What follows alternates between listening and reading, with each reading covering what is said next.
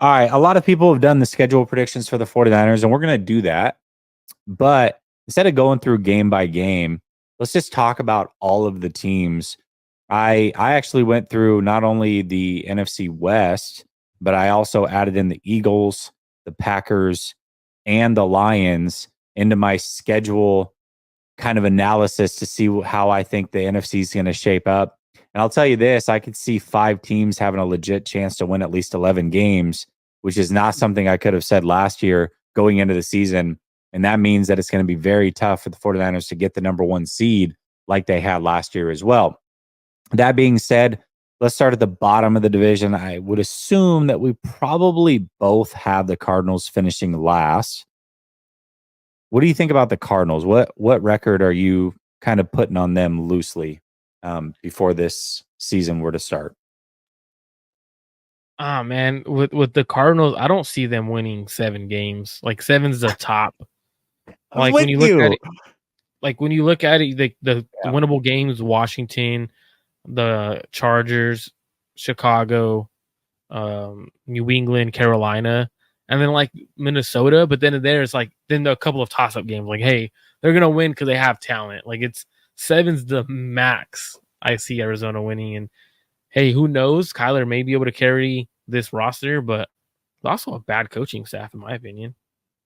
I think they're a year away from being able to truly compete. They got a ton of good draft picks again next year. And I think they're going to have a ton of money free up as well. They're going to have a lot of money to spend next offseason. So I think next year they're actually going to be an interesting team. But I think they're a year away from that. I actually have them finishing 6-11 this year. So I've got them at 6 wins.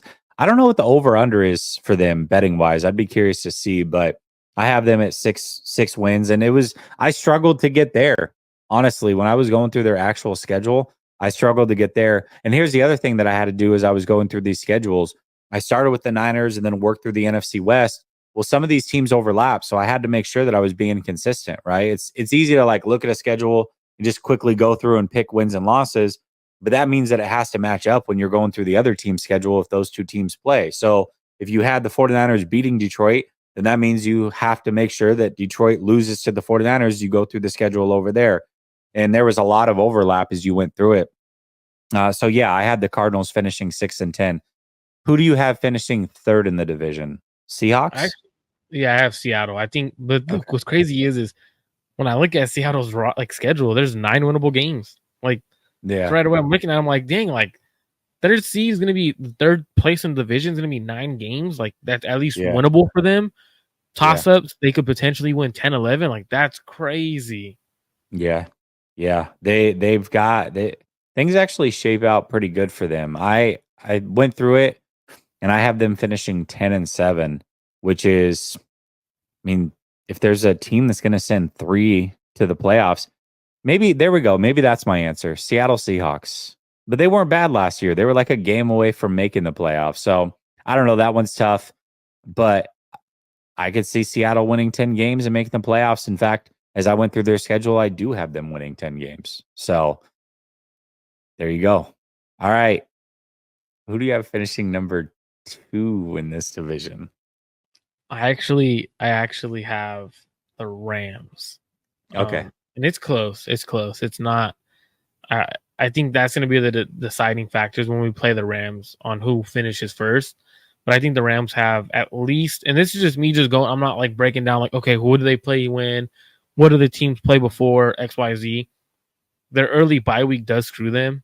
With bye week at week 6, but I think there's 11 winnable games there. I think they sweep Arizona. I think they sweep Seattle. I think they coin toss one with the Niners. And then outside of that, like there's a lot of winnable games there. The Rams are really, really good because I like what the Rams did. Right, you stack your offensive line interior wise. Um, Jackson is a sleeper of an offensive tackle. Had a really good year last year. Really good weapons, really good run game. Defensive wise, I think they should be fine. I don't think they're going to have a major drop off without Aaron Donald. So they're going to be a playoff team again. And quarterback wise, they have an elite quarterback. So when you have an elite quarterback, that's the biggest plan. That's the biggest thing to success. And they have that for sure. Yeah, I think the biggest thing with Stafford is health. He's just got to make it through the season, right? And that's, you definitely don't want to see Jimmy Garoppolo play. I mean, not a big fan of that. If I was them, I'm sure they'd much rather have Carson Wentz at this point, who I believe is backing up Patrick Mahomes. But yeah, I think if Stafford can play at least 15 games, they certainly make the playoffs. I actually have them finishing second as well, but this is based off of a tiebreaker. I have them winning 12 games this year. 12 games. And they have the same record, in my opinion, as the 49ers in division, which then it goes to conference record. And I think I have them with one more loss to an NFC team as I went through it. I think the Rams are going to be right there competing all year with the 49ers. It's interesting because I think a lot of people are going to laugh at the beginning because I have them losing week 1 to the Lions, but then I have them running off like 5 straight after that. You look at that schedule, it's very, very manageable early on outside of that one game against the Lions. And even that could be a game that they win. So I have the Rams finishing 12-5. And if they do beat the Lions week 1, watch out because that could be that extra game, and that might be the difference in them winning the division potentially. So they've got a very good team. They have their early bye week, which I'm not a fan of, but I think their schedule is actually very manageable. So finishing second place has its perks. Last year, the 49ers finished first, which means when they go play some of these other divisions, instead of playing the first place team like the 49ers do, they play the second place team, and that's a big, big advantage. So I have them finishing at 12-5, finishing second place based off a tiebreaker with the San Francisco 49ers. What's interesting is I actually have the Niners finishing 12-5 too. So you have the Niners finishing 12-5. My guess is due to the tiebreaker. Yep. For me, I think LA could either win 11 or 12. I see some of them. Like one of those is a toss up, and that's probably the Miami Dolphins game. I think is a toss up for them, only because I believe it's a Monday night that they're playing Miami on, and Miami's coming. Miami is much better when they're in a closed dome environment. It's interesting. I went to go watch them last year. Temperature wise and this is how I knew when I bet on the Chiefs to beat Miami in the playoffs. We were out there in Miami and it was like 60, maybe 55, 60 degrees. Felt great. Like, especially when you're from California and it's 95 out here. It felt great. People were sitting next to were shivering. Like, this is freezing cold. This is why we're not playing good. And I'm like, what? This is why you're not playing good? Like, this is freezing for us. I'm like, bro, freezing cold. They're like, yeah, this is why Tua's not playing good. I was like, all right, well, in a dome, it fixes things. And LA has a dome, so I think it makes the battlefield very even. So I'm excited to see that game. Yeah, I forget what game it was a couple of years ago. It was 2 years ago. Miami was traveling, and it was like 56 degrees at game time. And Miami brought the portable heaters with them. That's crazy. That's crazy. Literally brought portable heaters with them because they knew they were going to be cold in 56-degree weather.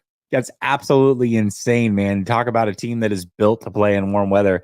And I get it. It's funny I remember when I first moved here, and people that I work with, like I would show up to work in like a t-shirt, and they're like, "Aren't you cold?"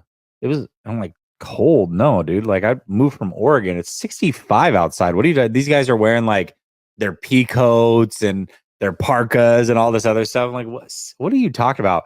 Well, now that I've been here for 5 years, I can absolutely tell you that if it gets into the 60s, I'm like, yeah, I'm cold. I feel it. So it does happen. It does happen over time. Your blood thins out, as they say, and you definitely start to feel that weather as soon as it changes. And that's, it's coming from a guy who, like, all year round would be in Oregon. It'd be in the 30s. And I'd be wearing flip flops, basketball shorts, and a thin hoodie over a t-shirt. And that's that was my normal wear when I would go outside. Now it gets into the 60s here, and I'm like, yeah, I need a jacket.